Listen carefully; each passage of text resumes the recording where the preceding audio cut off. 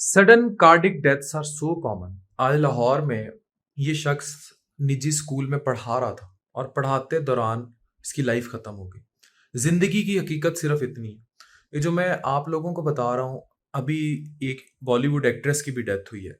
ये याद रखें कि जितना ज़्यादा स्ट्रेस, लैक ऑफ स्लीप और ये जो ओवर बर्डन्स हैं ये आपकी ज़िंदगी में ऐड होते जाएंगे, उतनी ही जल्दी यंग हार्ट अटैक्स, फॉरन हार्ट अटैक आपकी लाइफ में ऐड होता जाएगा।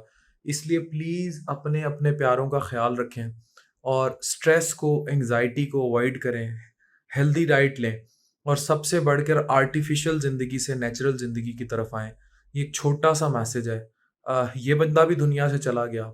डेली ऐसे कई चेहरे जिनकी वीडियोस रिकॉर्ड नहीं होती, वो अचानक दिल के दौरा पड़ने से या कार्डिक अरेस्ट होने से चले जाते हैं दुनिया से। कार्डिक अरेस्ट, ये इलेक्ट्रिकल रिदम हार्ट की डिस्टर्ब हुई, कार्डिक अरेस्ट हो गया।